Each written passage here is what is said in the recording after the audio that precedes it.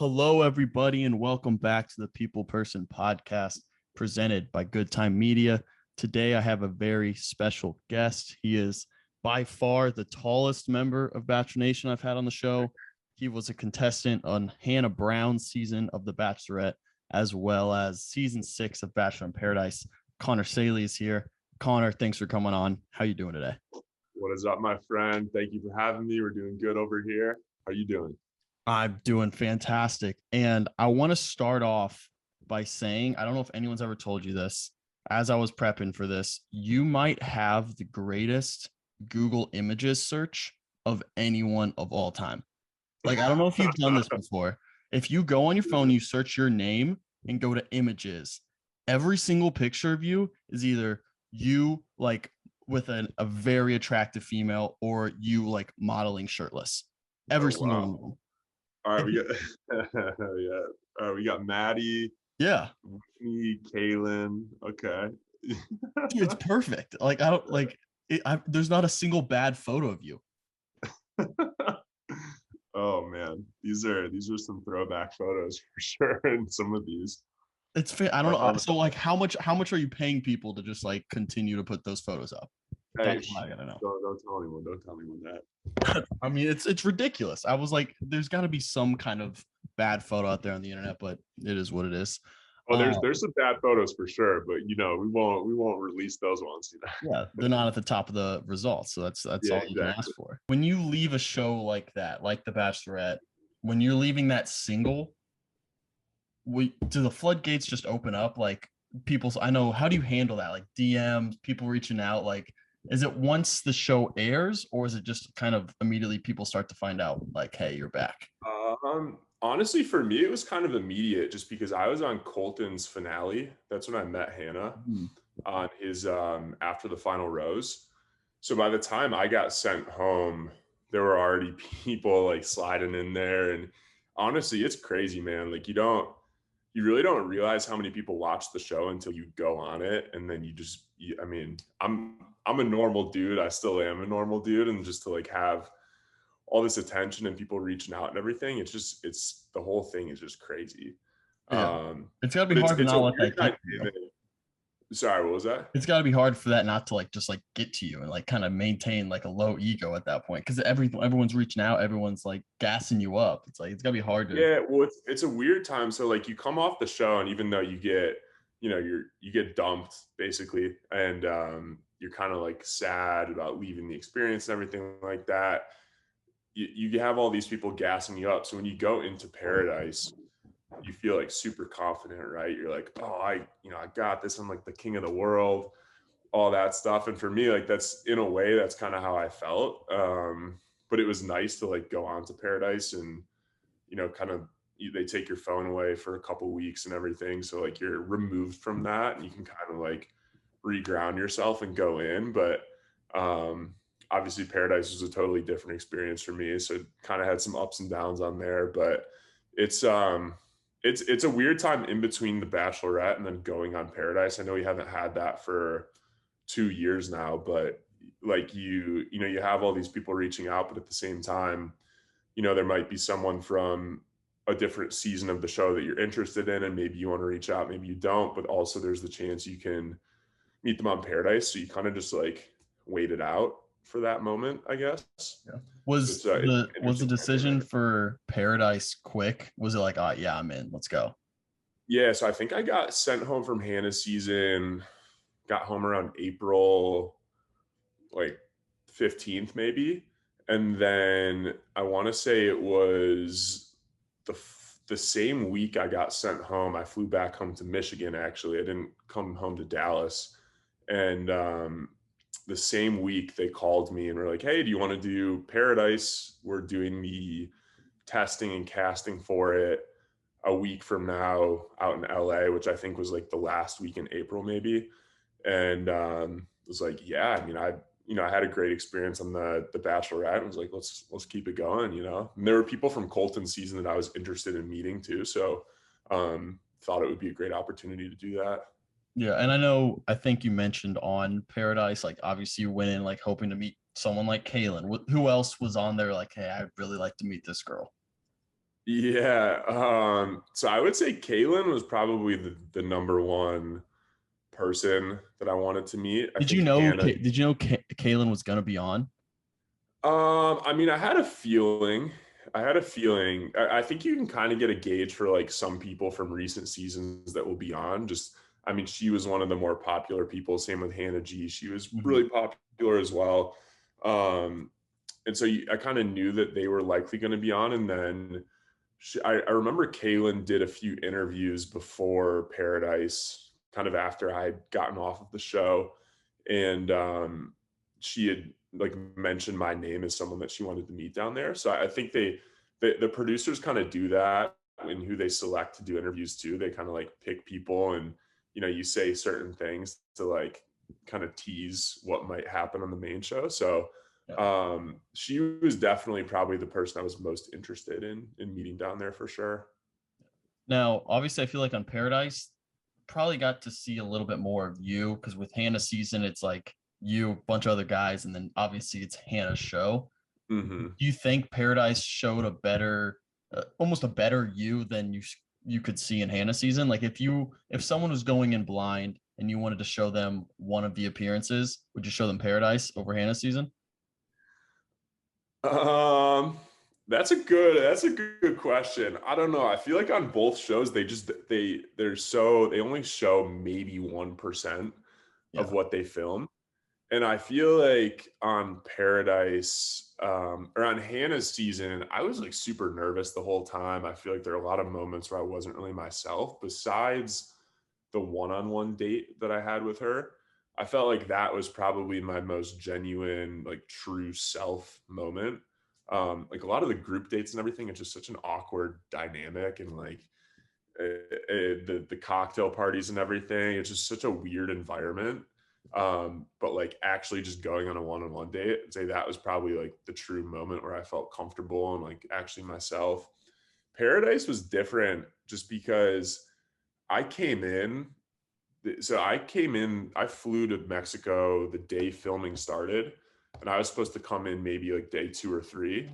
And they actually kept me in this hotel room for 10 days, which now like wouldn't be weird because you have to Yeah. quarantine anyways. But back then, like sitting in a hotel for 10 days, couldn't leave the room, just had to have room service for 10 days. No one would come visit me. I wasn't allowed to leave. It was just like being in a prison cell basically. And there were only three channels on TV because we were in Mexico. So um, it wasn't like a fun experience for me going into it. And then, kind of sent in halfway through, was a little frustrated. Some people were already coupled up and everything. Mhm. So I feel like that if I had to show someone like my true self, I think I would show them my one-on-one date with Hannah. Um, but I think Paradise, I don't know, man. It was just a totally different experience for me. I think everyone has their own experience with it, and I think it looks really fun on the surface, but it's just definitely not as fun as it seems. Yeah, I feel like like you said on the surface, that'd be awesome. Get to go to Mexico, hang out with the For big crew. sure. But like it's a lot more like I feel like there's more pressure to like couple up right away. Obviously, there's the even guy, girl, whatever. It's easier to find a girl because you're not just stuck with one. But it's almost more cutthroat where it's like, yeah, in Hannah season, everyone's going for Right. Hannah. There, it's like gates are open. I don't know where I'm gonna go. Like, was there Hmm. a pressure to like, all right, I gotta like find someone? And did you like ever feel like, man, like I gotta force something that isn't there? Is there that pressure to force something? No, I don't think so. I think had I um maybe some of the people that were there earlier may have felt that way, but I think I was kind of placed in a unique situation because when they sent me in, actually before they even sent me in, like to actual Paradise, I came in at this wedding when Chris and Crystal got married, and Kaylin was there, and she was one of the first people I talked to. Dean had left a couple days before, so she was single and still there. And honestly, it kind of just worked out perfectly because we both wanted to meet each other. So by the time I did get was sent down onto the actual beach, I knew like, okay, if I go in with a date card, I'm going to take her on a date. Right. So it was kind of a unique situation. I think the hard part for me was when she ended up leaving. I just didn't know what to do. And, it's like, okay, do I sit here and wait and maybe, Whitney was a girl that I was really interested in. Maybe she'll come down to the beach. Maybe she won't. Um, there was a girl, Revian, who I went on a date with. And I think in those moments, it might feel a little forced. I mean, I'm so thankful. Like I went on a date with Revian, had a great time. But it's just like, it, I guess sometimes it might feel a little forced in terms of like trying to make something work, even if you just don't feel it right away. Yeah. Just because it's like, all right, you're on this show, you're supposed to find love. Why am I not finding love? Like, why do I not feel a certain way, right? Yeah. So I would say there are times where it feels a little forced, but that's when you kind of have to remove yourself and think, okay, it's like bring it back down to reality. We're on a TV show, but also this is real life. Like I don't want to force something that's not legit. So that's kind of what you have to do. And one more Paradise question. When Whitney shows up and you left, they made that all seem like you actually like passed each other on the road. Like, what was that time framing actually like? Was it actually like you left like 20 minutes after, or was it a couple days or something? No, so it happened the same day. I mean, I actually had no idea that this was happening, but we didn't like pass each other on the road. I was being a little difficult down in actual Paradise, and they were like teasing me the whole day, the producers, and they interviewed me a bunch of times, and there were a couple of date cards that came in, but they were for couples that already were together. And they interviewed me after the last date card that day, and they were like, Connor, we're sorry, nobody else is coming to Paradise. This is like tomorrow is going to be the last day. Whitney's not coming, she's not here, all of that. And I was so mad. I was like, you guys are so annoying, this is ridiculous. And I was like, okay, I'll leave. And they said to me, they're like, we're going to give you the opportunity to leave right now if you want to. It's like, okay. So honestly, the most annoying thing ever. But in a way, it felt like such a weight lifted off my shoulders because I was so stressed out being down there. And so I like said bye to everyone and I left. Whitney waiting in this like waiting area up at the top of the resort. That's kind of where people wait before they come down. And they had her waiting up there until I left. And then so I left, they send her down right away. And then obviously like I'm not there. They like mess around with her for a few minutes. She ends up leaving to come find me. And I'm back at the like main resort, just chilling. Like I hopped in the swimming pool. I was just like so happy to be out of that place. Was like getting ready to, they were like, all right, yeah, you're going to fly out the next day.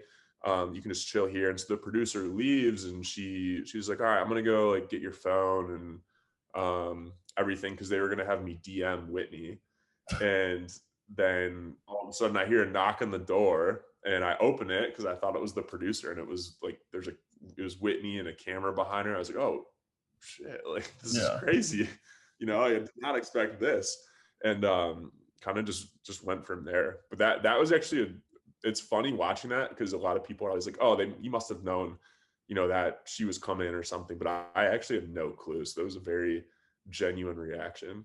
Yeah, it just goes to show how hard the Bachelor producers work to make that show happen. Yeah, they do work hard for sure. Now let's pull away from all that world, more you currently. Me personally, I pride myself in being up to date in all the TikTok drama and all that stuff, but you are an anomaly to me because I see you everywhere on TikTok, and most of the time it's not on your page. It's not your personal like account. It's from this Jenna girl. What's going on? What's the deal there? I'm sure people are going to want to know what's happening. Yeah, that's a great question. I met Jenna. So Jenna will even tell you this. I met her. She slid into my LinkedIn DMs Bold. like Love that. like 2 years ago. Actually, honestly, more than 2 years ago. And I didn't respond. I left her on red, be honest. There were a couple follow-up messages there too that she sent. And right before I moved, I remember I started getting tagged in all these TikTok videos from her. And she was like wanting to hang out and stuff. And at first I was like, oh, this is kind of weird. you know, like I don't know what to do with this. And then eventually it's like, oh yeah, this she seems cool. Like we ended up going on a walk around the lake. She's a really cool girl and became really good friends. And I'd say we've been hanging out more lately. I don't know. I don't know what to tell you, to be honest. It's So an are you single? interesting. I am single. I am Uh, single. But I guess trying to figure things out might be the right wording for that. Interesting. No, I see her videos. I don't think I follow her, but I see her videos on my For You page all the time. It's always you. And I'm like, what is going on here? And it seems like you guys are playing into the let's not say anything concrete because people are like going crazy in the comments trying to figure it it's out. it's funny because I know it seems that way, and like I hear what you're saying, but I also think the two of us don't know, which is I don't know. Honestly, I don't really know how to explain it. It's just like an interesting, pretty interesting dynamic right now, to be honest. I mean, I like she's such a driven individual, and I think both of us kind of make each other better in terms of Mhm. pushing each other to like pursue what we're passionate about and follow our dreams and everything. And like, um, I would say the last 2 months in particular, we spent a lot more time with each other, and um, I think it's been a really great 2 months for the both of us, just in terms of things that we've been able to do together and individually. And I think both of us kind of played a big role in each other's successes and everything over the last 2 months. So um, I think we're trying to figure out what that looks like in the future at the moment. The People Person podcast is brought to you by Manscaped, the best in men's below the waist grooming. Manscaped offers precision engineered tools for your family jewels, and they just launched their fourth generation trimmer, the Lawnmower 4.0. That's right, the 4.0, baby. Join over 2 million men worldwide who trust Manscaped with this exclusive offer for you: 20% off and free worldwide shipping with the code GOODTIME at manscaped.com. Imagine shaving with a sleek, well-designed, and optimized trimmer that makes shaving time your favorite time in the bathroom. I've been lucky enough to get my hands on one of these bad boys. It's a game changer. Manscaped engineered the ultimate groin and body trimmer by focusing on intelligent functionality and an incredibly comfortable grooming experience. Their fourth generation trimmer features a cutting edge ceramic blade to reduce grooming accidents thanks to their advanced skin safe technology. It's time to get your own ball hair and body trimmer with Manscaped to make me time the best time, and your balls will thank you. Get 20% off and free shipping with the code GOODTIME at manscaped.com. That's 20% off with free shipping at manscaped.com. Use code GOODTIME, unlock your confidence, and always use the right tools for the job with Manscaped. Now, back to the show. Gotcha. TikTok's gonna love that clip. 100%. They're gonna love it. They're gonna use that. Oh boy. Yeah. I noticed like so you travel quite a bit from what it looks like just on social media. What do you do like right now? Like what's your job right now? I know you have your own business, correct? Yeah, so after the show, I started a gummy vitamin business. And so I did that for about a year and a half, and I ended up selling it right before Christmas of last year. Okay. And then back in, I want to say it was April or May, we started this hydration drink business. So it's kind of similar to like Liquid IV or Pedialyte, but we have no sugar. And I would say it's a much better version than those products. So it's like 3 times the electrolytes of Liquid IV, zero sugar, ginger for stomach nausea, a lot of other good stuff in there. It's called Water Boy. So that's been the main focus lately. And then I've invested in a couple businesses too. So one's called Fox and Robin. It's a clothing brand. And then one is a like functional mushrooms. It's a marketplace for those. It's kind of an interesting one. And then we're actually today and tomorrow we're looking at some land down here in Texas to potentially build a glamping resort. So that's kind of another new project we got going on. But trying to stay busy over here, you know, and obviously love traveling too. So try and do that as much as possible. Yeah. So with something like that, you said it's called Waterboy. Yep. So with that, are you more like the front facing, like, let me promote this, let me do all this and like be the face of it? Or are you more like behind the scenes working to build it that way, if that makes sense? Honestly, I think it's a little bit of both. And that's something that I think a lot of people see these people on social media and they're like, oh, they don't really do anything, right? Like take pictures and post them and everything. But it's like I came before I did any of this social media stuff for The Bachelor. Like I was working at Goldman Sachs, doing it wasn't investment banking, but it was their special situations group. So it was like we invested in new companies and things like that. So it was a really great group to be in. And so I'm used to like those long hours and kind of that brutal work at Goldman. And I still like to do that a lot. And honestly, I would say I'm coming from like the Bachelor perspective. I'm probably one of the worst people when it comes to like posting on social media and stuff. I'm gonna push back on that one, dude. I don't know, man. At least on Instagram, I'll do some stories. You got the thirst traps in there for sure. Yeah, but when I guess like being consistent with it, like I think the last time I posted was like a month or a month and a half ago. It's just for me, it's like what am I more passionate about? Is it the social media stuff? Is it like building something like a business or something else like that? And some people are great at social media and like it shows. For me, it's like I don't know. I want to be able to use that as the right tool, and I guess I don't know yet how I want to use it. And I think I want to use it to be able to inspire people, especially from like a business perspective and kind of like following your dreams and stuff like that.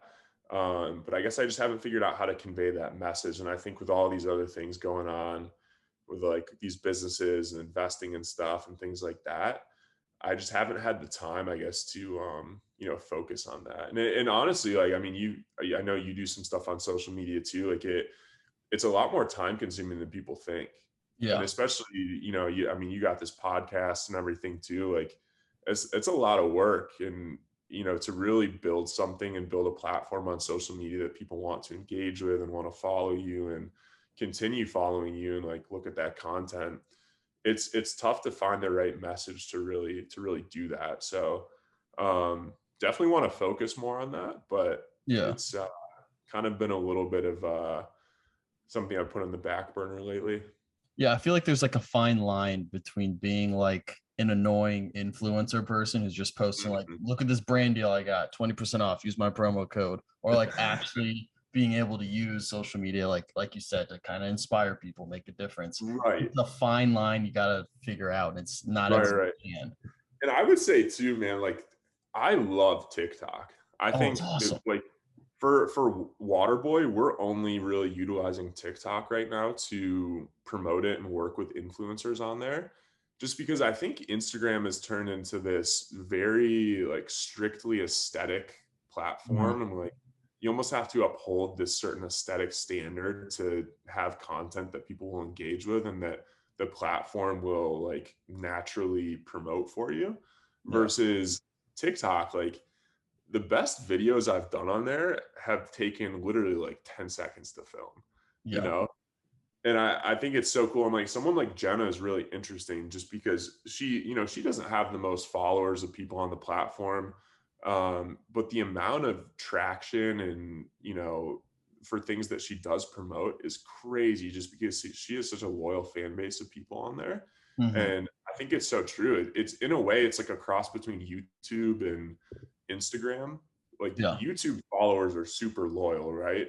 Yeah. But TikTok, it's like the same thing, but just like slightly more aesthetic. And you can kind of even show like more behind the scenes stuff, quick little clips, right? I just think it's such a fascinating platform. And I think it's really underutilized by businesses too. So right now for businesses, I think it's a really unique opportunity to kind of differentiate yourself from other ones. Yeah, I mean TikTok is just a game changer. I mean, for me personally, like Sure. I've been trying to build up this media company and I had YouTube for so long and then I get TikTok like a year and a half ago, 2 years ago, like within like 2 weeks I had more followers on TikTok than I did subscribers on YouTube. I'm like, what the hell is going on here? Let's figure this out. Let's figure out how to use this. And then like you said, like there's some kind of loyalty with TikTok followers that you don't get. Like Instagram, it's become so fake. It's so ridiculous. And like I hate posting on Instagram because every time I post on Instagram, I just lose followers every single time. It's ridiculous. Yeah, no, it's so true though. It's crazy. But also like YouTube videos, I mean, those are a lot of work goes into filming that, editing it. I know, yeah, you have your own YouTube channel, right? Yeah, I mean, I was doing some videos back in like the fall of last year. Did some of those, but honestly, like didn't I mean, it just took, it takes like a few hours to edit those things and everything. It's like, okay, where am I going to get the most value with my time? It's like if I can film a 15-second video on TikTok that's going to take me 5 minutes, yeah, why not just do that, right? Like and it's going to get triple the amount of views. Yeah, exactly. And I don't know. It's just, it's really interesting. So I think it's a really, really cool platform. And there's just something too, like the stuff I post on TikTok, I would never post that on Instagram just because it's like, it's kind of like funnier, I guess, or whether it's like a stupid dancing video or something like that. So you can just kind of have fun with it versus Instagram. It's not fun. Yeah, TikTok's a little more expressive, I feel like. Sure. Be a little more yourself. Yeah. So obviously you're still close with Mike Johnson. Are you guys still roommates? I know you guys were roommates at one point. Yeah, we are still roommates. We're still roommates. Cool. How's that going? You don't hate each other yet? I feel like moving. No. We don't hate each other. I think Mike hates how messy I am. But if only you saw the bottom half of this screen, it's pretty messy. If only you saw my desk right here, it's pretty messy. So don't worry. Yeah, we're not gonna show everyone that. Yeah. But no, it's been really good. I think so he lived in San Antonio before I lived in Dallas, and then we kind of met in the middle in Austin. And it was funny when we moved in, I think within The Bachelor, there's a couple different routes you can go after the show. It's like, okay, do I want to be this influencer, talk about The Bachelor all the time, like make that my life? And a lot of people have done that. A lot of people have been successful with it. I didn't want to make that like my life. And at the end of the day, when I'm 100 years old, how do I want people to remember me? Do I want people to remember me as Connor S from The Bachelorette, or Connor that started Waterboy, or Connor that, was a great investor, or like changed the world, or whatever that is? And, I think pretty soon after the show, I was like, all right, this is a great experience, very thankful for it. But how can I, get back to doing what I wanted to do before the show, and maybe like help you, like with the help of this platform now, like utilize that to really follow those dreams. And we were kind of on the same page when it came to that. I think we didn't want to make The Bachelor our whole life. We have a lot of like business goals and things that we wanted to do versus just getting paid to do influencer stuff. And I will say we still do that stuff because like, why not? But there's, we've really been able to like drive each other and push each other to pursue different business things and all of that. And so it's been a really good year. I think we've lived together for like 10, 11 months now. And I think both of us would say we're probably better off now than we were a year ago, just in terms of everything we're doing. So it's been a really good situation for sure. That's interesting because I feel like obviously there was a big push for Mike to be a next Bachelor. So, and I know like he still should be. That's what do you think like everything you just said, where he's very much like, I don't want to be that my whole, I don't want that to be my identity my whole life. Do you think he'd say yes to something like that? I think he would. I mean, if they asked me to do it, yeah, I'd do it. I think people would be lying if they said they wouldn't. Yeah. The Bachelor. Now, if they asked me to go on Paradise again or go on The Bachelorette again, I don't think I would do that. And I don't think he would do that either. Because it's just a totally different thing if you're the lead versus if you're a contestant. So, I mean, I think he would do that for sure. Interesting. That's yeah. I know you made some videos kind of hinting towards how they should still call him, and everyone wanted. I thought he would kill it. I think he would be great. Yeah, no, I mean they 100% should. I think most people would want him to be the Bachelor, but the funny thing is they won't, and I don't know why. I feel like they don't listen to what fans want anymore, and if you look at the ratings of the show, it kind of shows that. Do you still watch? I honestly, I haven't watched the show since Peter's season. Okay. I think I watched one episode of Claire and Tayshia's season, and it was the one where Dale proposed to Claire, which was wild. That was crazy. But it's like it's just such a weird dynamic with the show because it's, you know, I know a lot of people will say like, oh, you should be thankful, like you were on it, and like not talk bad about it. And honestly, I really don't talk bad about it. I'm very thankful for the experience and everything, and like honestly wouldn't change a thing, and very appreciative of all the producers and everything for everything they did for me. But you know, you go on the show and then honestly they just ghost you. Like you know, they become like really good friends with you while they need you and will they use you in a way, and then you just never hear from them again. Maybe there's like one or two that you'll hear from, but really they just, I mean, at least for me, from my experience with it, I haven't heard from anyone in like a year. Because they wanted me to go on Paradise before COVID that year, and then they wanted me to go on the Summer Games, and then honestly just didn't hear from them after that. So it's a weird dynamic, and it's like, okay, you know, not that I need to get anything out of that relationship, but it's like, it just doesn't, I don't know. It's just, I don't know. It doesn't like provide any happiness to me anymore. Like watching it, I guess. And in a way, it almost brings back some traumatic memories. So it's like, I'm sure. Might as well just avoid it. Yeah, no, I've heard that from a lot of people who've come on the show. It's like after they're done with you, they're done with you. Like and it almost leaves a bad taste in a lot of people's mouth where it's like, you spent this time develop a relationship with me, like treating me like this, gave me opportunities, and then all of a sudden, like, boom, you don't need me anymore. You're not going to talk to me. Like, I'm done. Like, it's tough. And honestly, I feel like that's where they've kind of gone wrong over the years, especially with social media too, in terms of like the ratings going down and everything. It's like, if you're not going to support people, or at least like foster those relationships more, oh shit, this thing's about to go off again. But if you're not going to like foster those relationships anymore, then those people aren't going to be inclined to support the show and like promote it naturally, right? Yeah. So I think it's just the way they've done it isn't the right way, in my opinion. Yeah, that's what I think. Dylan, when I had Dylan be on, he said he doesn't think the show's going to be around in like 3 years. So I guess, do you think the show will last a couple more years? I think it'll be around for a while, but I think the ratings are going to continue to go down. I mean, there's so many other. Can you hear that in the background? A little bit. We can wrap up here. I just got one more question. All right.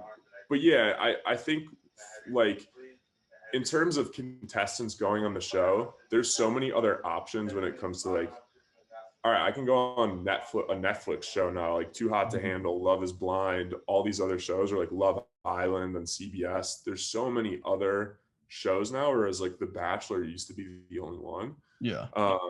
So it's like, okay, there's a lot more options for contestants to go on different shows.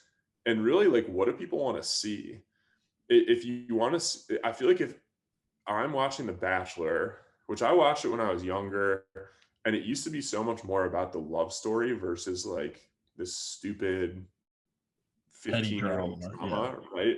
Mhm. And but now, especially the last like 3 years, it is only about drama. Like there's no love story anymore. I remember watching Mhm. Ben Higgins season, and that was like, I mean, Ben is such a good guy, and I remember watching it and it was like, I like feel this like love story, like I like felt it. It like drew an emotion for me, and I think that's the type of content that does the best is like stuff that draws an emotion from people. And right now it's just like slightly entertaining for a couple episodes to watch some like Mhm. stupid drama that's going on, but that doesn't keep people watching, right? It's just like, all right, it was funny, it's crazy, whatever.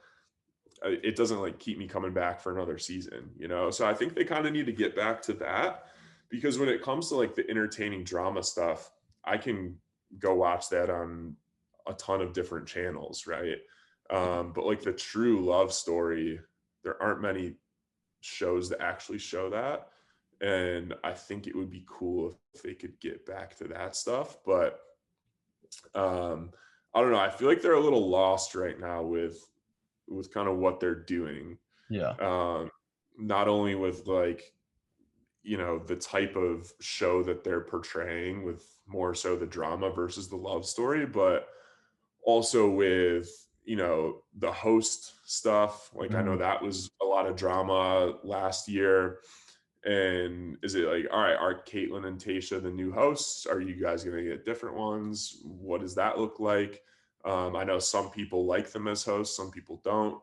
So there's just like a lot of things that surround that right now. And I feel like that drama coupled with a lot of different shows has caused the ratings to just go down a bunch. And I will see that keep going down for a while. But also they just don't listen to fans too. Yeah. Like no offense to the people that have been the leads over the last 3 seasons, but it was Claire. She started as the lead. No one would have, like, no offense to her, but nobody would have picked Claire to be the lead. Yeah. That came out of Um, nowhere. yeah, I think having Tasha as the lead was like the right decision. I Mhm. think they maybe realized that after they started filming. So I'm glad they ended up having her as the lead. But then it was Matt, and Matt hasn't even been on the show. Like, I mean, he was great, but it's like, okay, it just seemed like kind of calculated a Mhm. little bit. And be And careful then, with Katie, because I love Katie. Katie's a friend of the program. yeah, Be no, careful. we love Katie. We love Katie. Um, but obviously, like, there were, like, they used to pick someone that was like second or third Yeah. on the Yeah. previous season, right? And I feel like lately they've gone and picked people that were maybe like outside of the top four. Mhm. Uh, and that maybe those people were potentially better leads, but I don't think that's always the right move. So like Hannah, I think Hannah got seventh on Colton's season, and I think they're trying to take the blueprint of Hannah Brown and use that with other seasons. Yeah. But I don't think you can always do that. Like, it just doesn't work that way. I think you need to kind of mix in, okay, fan favorite, and then maybe someone like a Katie or a Hannah Brown. Like, you need to have variation in the seasons. Whereas I think they've tried to take the Hannah Brown blueprint and just like use that for every season, and it doesn't work that way. I feel like Hannah's season was one of the first where it was just like a lot of drama, right? Mhm. And even being there, it was crazy how much drama was going on with Luke P. Yeah. And I feel like they're like, okay, this worked really well. Her season had great ratings and everything. And they try to do that with every other season. And it's like, you got to have variation, right? Yeah. A drama filled season is great every once in a while, but you gotta show the love story too. So it's you gotta have a good balance. Yeah. I think that's the issue is like drama's going to happen no matter what, just based off the Mhm. premise of the show. You have For sure. like 30 dudes or 30 girls, or Paradise where you have a big mix. You have all these Mhm. people like in this scenario. Drama's going to happen, but that shouldn't be the goal. You don't have to manufacture drama. It feels like they're Right. trying to manufacture it to the point where like they kind of forgot what the story's about. It's got to be, Mhm. you got to focus on this person finding love. The drama's going to happen no matter what. You don't have to worry about that. Like, it's going to happen. Yeah, no, 100%, 100%. Especially when it gets later on in the season. I feel like a lot of the drama early on was definitely manufactured in a way on Mm. Hannah's season. But when it gets later, like that stuff kind of naturally happens because you actually start to like this girl. I almost brought her home to my family, and it's like that's when it gets really real. It's like, okay, this is can't say I brought many girls home to my family, so like this is real, right? So that's when like a lot of drama just naturally starts to happen. You get really stressed out, get really in your head, and like that's when people are just slightly more confrontational. So I mean, it naturally happens. I just wish they would kind of let it happen versus Mhm. just create stupid things. And that's the thing too. I think it's like almost impossible to develop a true connection with the lead, or whether it's someone on Paradise too, and there's all this other stuff going on, because they at the end of the day, it just takes time away from getting to know that person. And how am I supposed, like on Hannah's season, I spent maybe 2 hours with her one on one over a month and a half. And it's like, Jeez. okay, how how am I supposed to know anything about this woman, right? And Mm. like how am I supposed to bring her home to my family if I don't even know anything about her? Like if my mom asks me, oh, like tell me something about Hannah, it's like, I mean, she's from Alabama. I don't know, right? Like, Yeah. well, Hannah probably felt the same way. Like, she doesn't know anything about the guys, too. So it's just kind of like a frustrating setup. I wish they would just make it slightly more fair for everyone to actually get like a chance to talk to the lead, get to know them, see if you're compatible. Because at the end of the day, when I left Hannah's season, it's like I can't even be sad. Like I was sad for sure. It's like I really can't be sad because I just never had a chance. Like we Yeah. don't even know each other. Like I can't say I'm heartbroken because I would never got to that point. I wasn't even given the opportunity, you know? Yeah.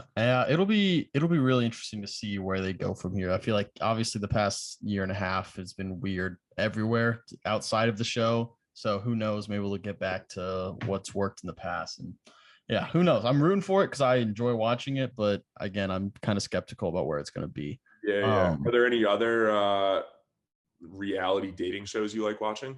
I did watch Too Hot to Handle. I Did really you watch the enjoyed new it. season? Yes, I did. I Okay. kind of skimmed through it on like I some of it got kind of repetitive. Like I don't really need to watch Yeah. this, but I did enjoy it. I think I enjoyed season one more than season two, even though I think that might be a I agree. bold. Some people are really enjoying season two, but I got a yeah, question for you. yeah. So, being someone that's on TikTok, what are Mhm. your thoughts on Chase? Oh well, yeah, Chase. He he wants to be Harry Jousey very bad. And I Yeah. think he saw it work for Harry, and Harry's like this huge star now. I think he Hmm. wants to be him very bad, and he's almost trying too hard. That's my thoughts on him. But I don't know. I agree. So, You're gonna say like uh, you're best friends with him at this point, are you? no. Good. So I was at this event in Miami 2 weeks ago, and he was there, and it's like a nice event. People are dressing up, right? He shows up wearing, and this is like a nighttime event too, so it's dark Mhm. out. He shows up wearing sunglasses and a backpack at this like event. It's like, okay, whatever. Like, do Yeah. you not? That's just like not just a weird setting. But he ended up going to dinner with the whole like Bachelor crew that was there. So it was Chase and his Interesting. buddy, and then all of the Bachelor people, right? And he ends up standing in the middle of the restaurant, just like in in the middle of all the tables, just like standing there looking around, still wearing the sunglasses and the backpack.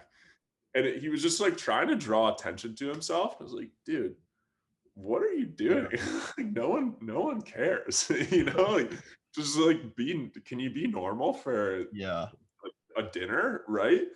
And at dinner, someone asked him, I think they were like, "Oh, where'd you go to college?" Or like, "Where'd you graduate college from?" And he said, "Oh, I graduated from Too Hot to Handle University." I was like, "Oh my god, This. no!" Like, dude, stop. And then Yeah. I saw some. like I hate to rag on this guy because I really didn't talk to him. I really don't know him.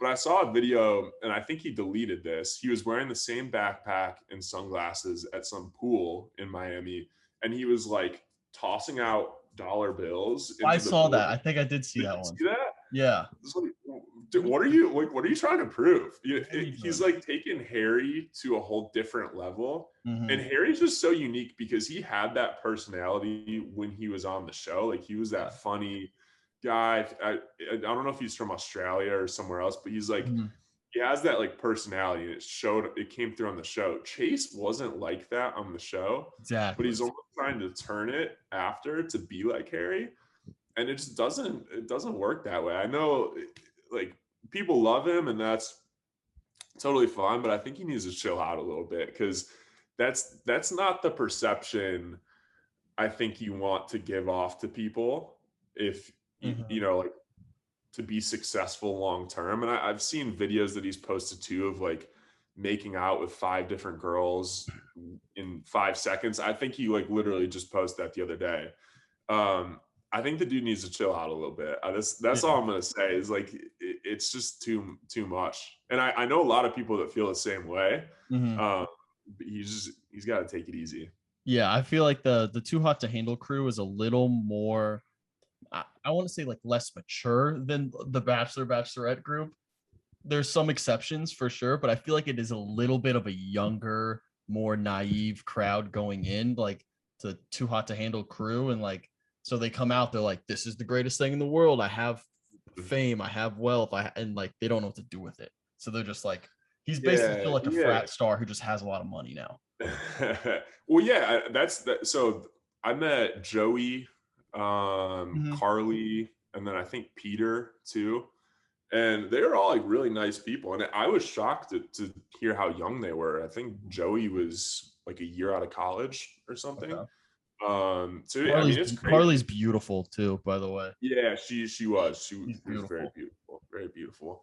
But I mean, they were great. Just Chase seemed to be off in his own little world, which is totally fine. But I would encourage him to reel it in a little bit. Yeah, interesting. Yeah. All right, well, one more question I have for you. I'll ask everyone who comes on. You can answer it however you want, whatever you feel, however you want to answer this. Pretty simple. What gets you up in the morning? What gets me up in the morning? I would say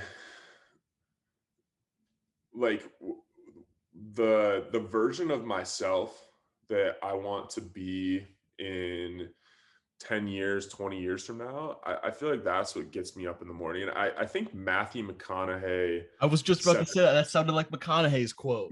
One time. Yeah. I don't know if it was like a graduation speech or something, but he was like, who inspires me? It's myself, like 10 years from now, right? Yeah. Or 20 years from now. Like I think that's what gets me out of bed. It's like, okay, you know, obviously there's tons of people that inspire me, whether it's like a David Goggins or you know, business people or whoever, but like when it really comes down to it, what are my goals? What do I want to do? What's going to get me there? And like envisioning where I see my life 10 years from now, it's like, okay, when I need to wake up, what am I going to do today or tomorrow or this year, next year to get me there? And I think that's kind of what keeps the rhythm going, you know? And it's really interesting. If I ask myself 5 years ago, like where do I want to be? I feel like I'm there. But like now, if I ask myself, it's like, oh no, like I want to do this, and this, right? Mm-hmm. So it's funny how those goals and your mindset kind of changes as you start to achieve those goals. But definitely I would just say like my future self and where I want to be and like how I'm going to grow to get there. I think that's what really inspires me. That's awesome, man. Well, I can't thank you enough for coming on. I wish you nothing but the best with Waterboy, with Jenna. Hopefully I'm rooting for you guys now. I guess I'm on board now. But seriously, thank you so much for coming on. I really appreciate it. Oh yeah. Thank you for having me. We'll have to send you some Waterboy, and then I guess, you know, you'll probably know what happens with all the Jenna stuff. From, Yeah, I'll just follow her on TikTok and I'll stay up to date. Yeah. Dream girl, dreaming, I be dreaming. Missing all the days you got me fiending. I said I love you, babe, you know I mean it. Hey, yeah, dream girl, I be dreaming.